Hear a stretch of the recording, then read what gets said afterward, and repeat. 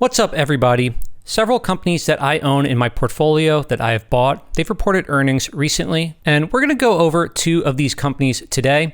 The first one is going to be KSPI, ticker symbol KSPI, and the next one is going to be NOMD Foods, ticker symbol NOMD. When KSPI reported their earnings, the stock was up about 10%. Now it's sold off a little bit. The reaction to NOMD wasn't as pretty. Stock is down about close to 20% from when they report it. So we're going to dive in, see if there's still value here, see what we should do with our positions today. As always, nothing here is advice to buy or sell KSPI or NOMD or any other stock. I just give you my opinion and I'll tell you what I'm doing with my money here. If you get value out of the video, subscribe to the channel. If you want to join my Discord or grab my Google Sheets template where you can analyze stocks, then consider following me on Patreon. Link to that will be down below. Now let's get into it, and let's start with KSPI. Because I've talked about this company so much, I'm going to give you just the real quick overview. They are the market leader across multiple segments in Kazakhstan. You can think of them as like Amazon meets Square, or I guess they're now called Block. They break down their Kazakh revenue into marketplace, payments, and fintech. While many companies say they have a super app, KSPI really does have a super app. They are used by virtually every adult in Kazakhstan. In many cases, there really isn't a nearest competitor. When you ask people what they use for mobile payments, for e-commerce, for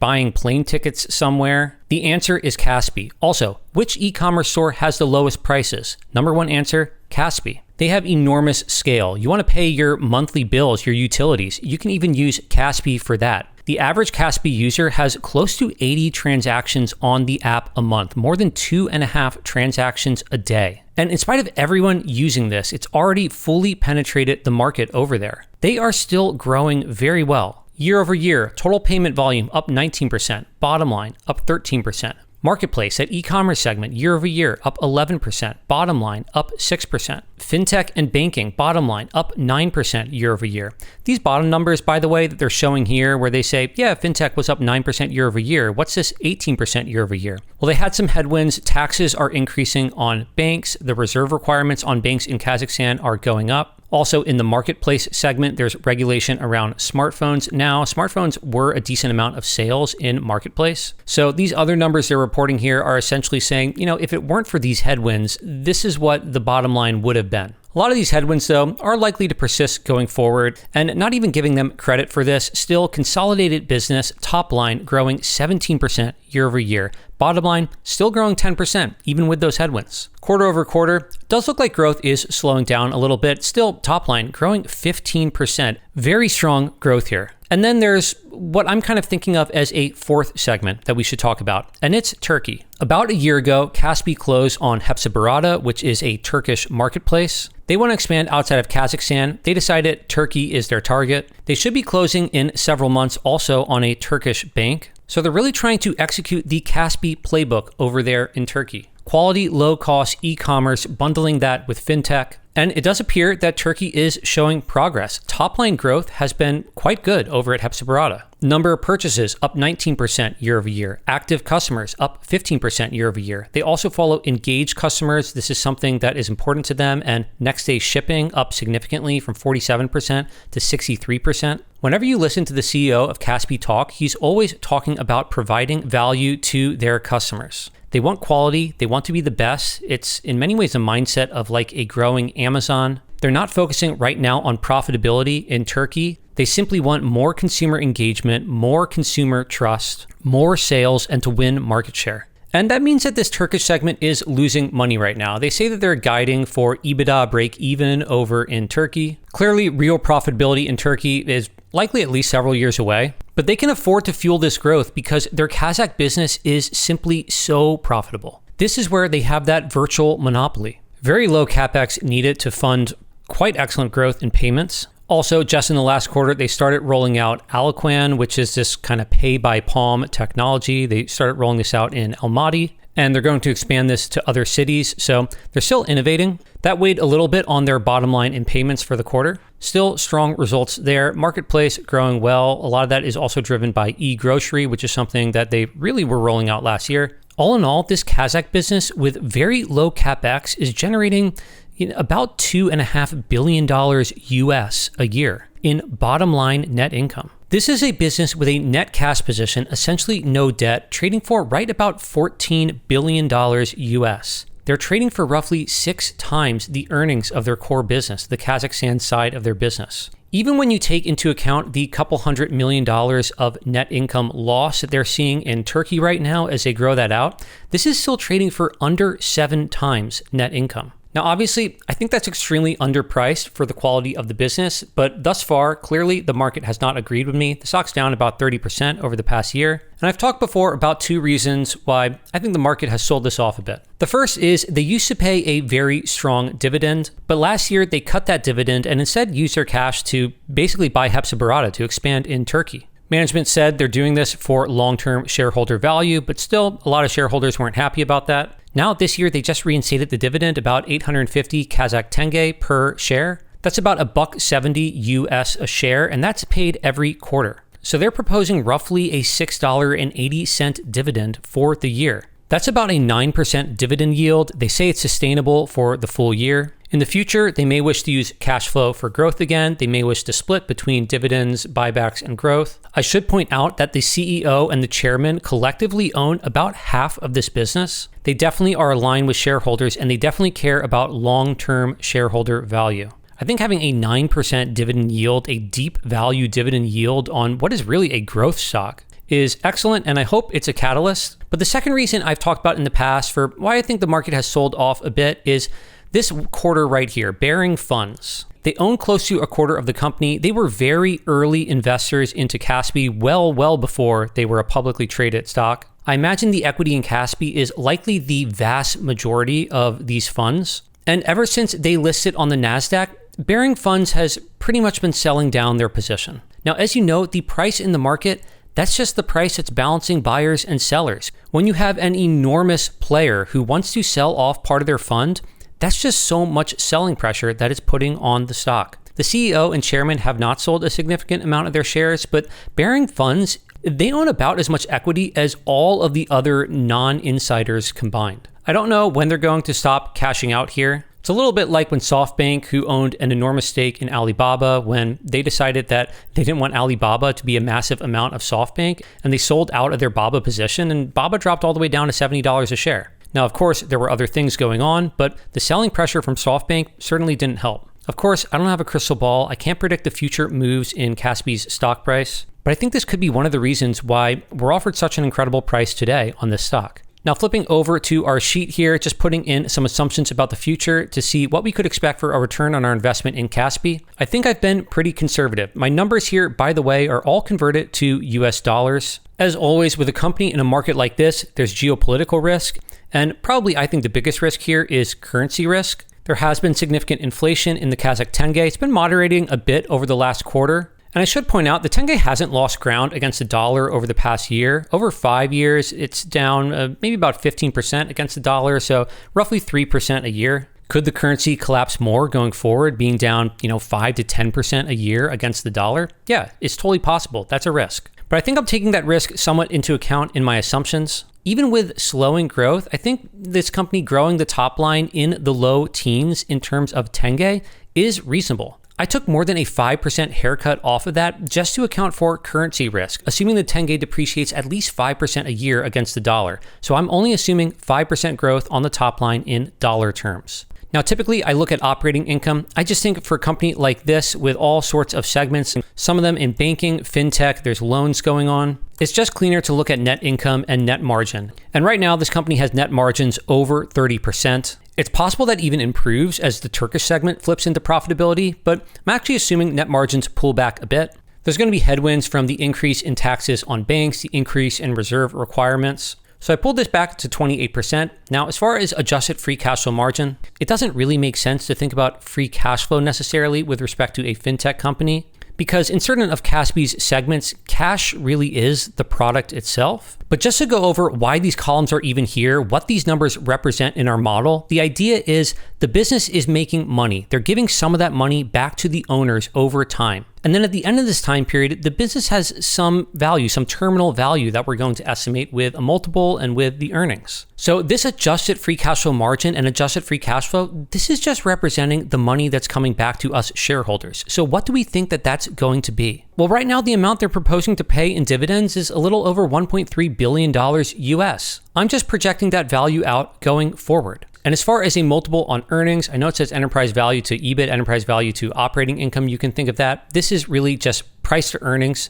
This is really a multiple on bottom line earnings that we're looking at here. And frankly, I think a 10 times multiple is fair for this business. Given the strength and quality here, I think it really could put in a higher number, but geopolitical risk, you have to worry about the currency, which yes, we've already taken into account, but still, they'll probably always trade for a lower multiple just because of where they're doing business here. And with a 10 times multiple, I'm looking at a 20% annualized return on this stock. That's a gain of about 150% over 5 years for what I think are not demanding assumptions at all. And as far as how bad this could be, I assumed in my bear case, no growth in dollar terms. This would be a scenario where you have just absolute runaway inflation in the tenge. It completely collapses against the dollar. And as the government increases interest rates, tries to get that under control, that's going to pressure the bottom line on their fintech segments. Margins are going to come down. The amount of cash flow they give back to shareholders in the form of dividends, I'm assuming that pulls back as well. And I'm only giving this company an 8 times multiple. And even in that case, you're looking at a 7% annualized return on this stock. That's really not too bad. In fact, just to show you what assumptions you'd have to put in here before you start losing money on this stock after 5 years, you'd have to really give them a 5 times multiple. And yes, now with these assumptions, now you would be flat on your money after 5 years. As far as what I think are actually pretty reasonable future assumptions, a bit on the optimistic side, but certainly nothing crazy. Top line, growing 9% every year for 5 years. Operating margin and shareholder returns simply stay consistent with where they are now, and the market recognizes the power of this company and it trades for a 15 times multiple, which frankly still would be a discount for what this company would trade for, not even if it were in the US, if it were in Europe or almost anywhere else. And if these assumptions come true, you're looking at a 35% annualized return on this stock, or more than a 4x over 5 years. So overall, I just think the risk reward on KSPI is excellent today. I think this is a unique opportunity in the market. I can't think of another company I'm quite as bullish on as KSPI right now. And the amount of money I've invested into this stock, I think reflects that conviction. I've just bought more shares. This is now roughly a 10% holding for me on a cost basis. Obviously, I can always be wrong. So again, this isn't advice for you to buy this stock. I just give you my opinion and I'm telling you what I'm doing with my money here. I'm buying KSPI. Now, let's move on to NOMD Foods. This is about a 3 to 4% holding for me. We've gone over it a few times on the channel. I started buying about $13 and change in the fourth quarter of last year. I bought all the way down to $11. My average price here is just over $12. So I am down probably 10-ish% on this one when you take into account the dividends I've received. Not great. And obviously this most recent drop on this report wasn't fun, down about 20%. So let's take a look. And if you're not familiar with this company, they manufacture and distribute frozen food in Europe. Fish, chicken, peas, some other vegetables, some prepared meals, ice cream, a little bit. You can see their brands over here. They are the market leader in this European frozen food segment. But overall, fairly low growth business. You can see over here, they grew a little bit through acquisitions, pretty much flat over the past couple years. And I am looking at this in euros. Even though the stock is traded in dollars, I don't want to look at the financials in dollars because the dollar's weakened quite a bit against the euro over the past year. So in dollar terms, I don't want the trailing 12 months to look like they've had decent growth when really a lot of that growth might have been from currency effects. The top line in euros, down 2% in terms of organic growth there. Margins also have been down. They've been under pressure. There's been quite a bit of inflation in Europe. That's hit the expenses on NOMD Foods, but they really haven't increased their prices over the past year. So the bottom line is down as well, and the guidance for next year really isn't much better. Organic revenue growth also 2 to 5% decline, and margins pulling back even more. They're guiding for earnings per share of, in dollar terms, $1.70 to $1.90. So it wasn't a great report. Still, if you compare, about $1.80, the mid-range here, to the stock price today of $10 and change, I mean, this thing is trading for 6 times earnings. And you might say, okay, 6 times earnings is one thing, but if the top line is contracting and if margins are also decreasing as well, then do I really want to get involved in this? And I will say, I don't think the story here is actually quite as bad as the numbers make it look. Just so we're all on the same page, as far as the business model, NOMD is not selling to the end consumer. When you go out and you buy, frozen fish sticks or something, you're not buying it from NOMD, you're buying it from Tesco or whatever the grocery store is that you're shopping at. The retailer, they're the one that has the relationship with Nomad. So Nomad is selling food to the retailer. That's called the sell-in. That's where Nomad's revenue is coming from. But then the retailer, the grocery store, they're selling out to the end consumer. Now, both of those things are important, but in many ways, sell out, the actual demand from the consumer, that's arguably a better measure of brand performance of what's going on with the business than sell in.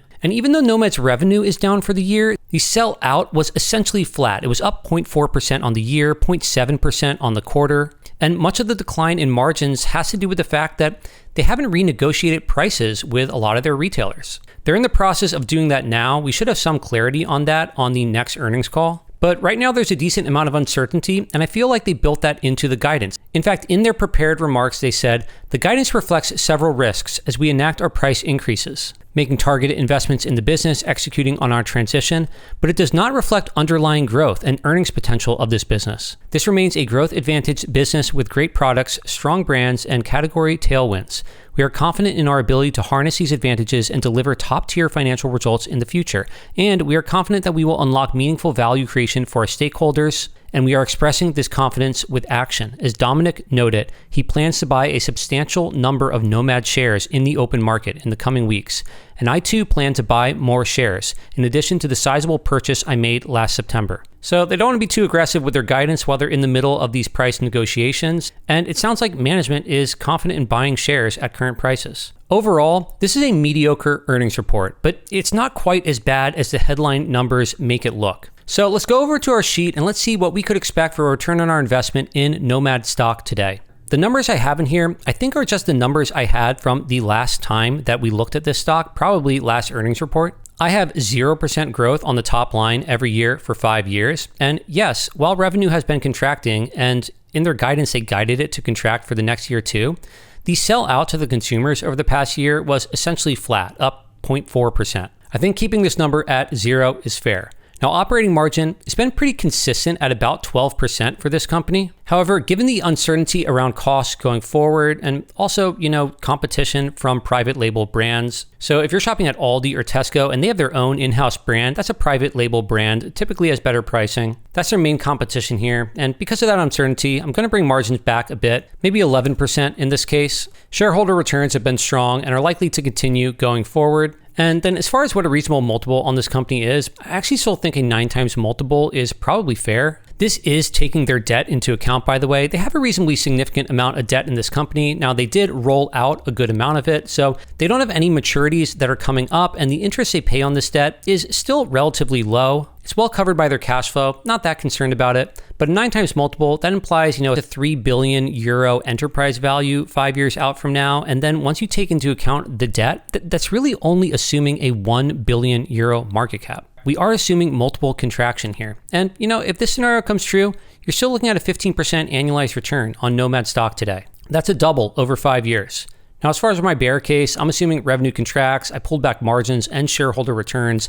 I'm giving them only a 7x multiple. And yeah, if this scenario comes true, you're down 4% annualized, so about 20% over 5 years. And in my bull case, I assumed 4% growth on the top line. That's probably optimistic. Let's bring that back to 2. And then operating margins, I kept it just where they have been, 12%, with similar shareholder returns to where they have been. And I gave them a 12x multiple. And yeah, in this scenario, you're looking at a 34% annualized return, essentially a 4x on your money in Nomad. So overall, not a good earnings report. The stock did deserve to drop, but I still think the risk reward is reasonable. I'm not selling at these prices. This is a 3 to 4% position for me. Obviously, not advice for you to buy this, but if you want to know what I'm doing with my money, I'm just holding my shares here. I'm not selling. So with that, I think we'll end here. If you got value out of the video, subscribe to the channel. If you want to join my Discord or grab my Google Sheets template, then consider following me on Patreon. Link to that will be down below. If you own either of these companies, let me know your opinion on KSPI or Nomad Foods, and I hope to see you all in another video.